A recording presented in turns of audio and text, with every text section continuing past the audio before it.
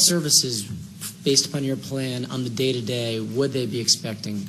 And try to relate it to someone who's just living there today. What would they expect on your proposal? I see a lot of big things like community service and the parks and rec, but like, if I was a resident sitting there, what could I expect from the city on day one? Okay. On day number one, you would get the same level of service from the city that you currently today get from the APV. You'd see the same level of service from the Parks and Recreation Department. You'd see the same level of service as far as community service, the same level of public works service, and the administration to support that.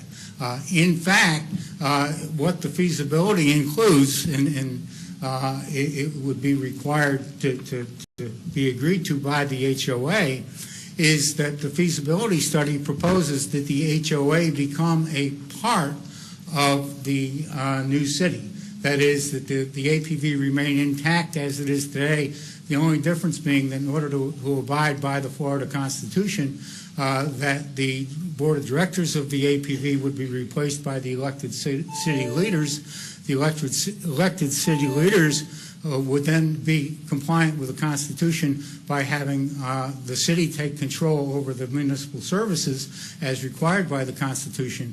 But the services on day number one with the proposal and the feasibility study would be the same as what the residents see today.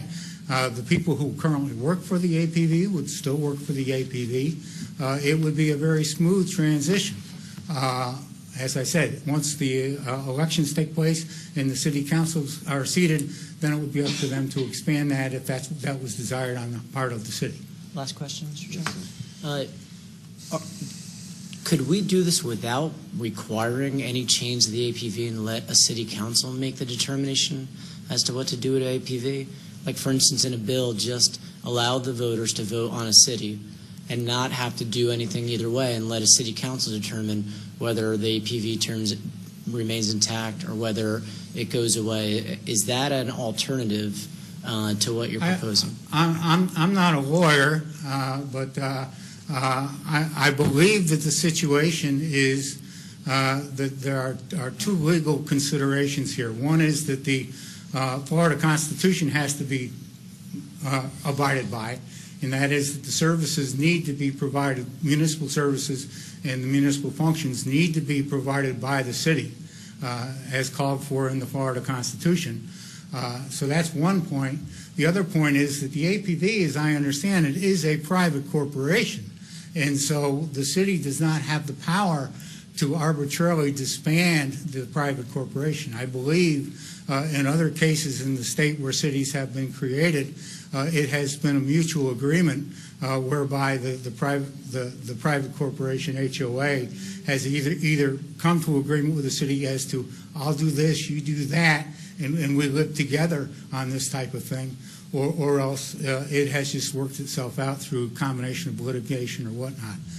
One alternative that may just happen here is, if the HOA doesn't provide any more services, the question becomes what happens to the HOA? Does it still continue to exist without providing any services, and can it in fact charge the residents for not providing anything but still continue to charge them?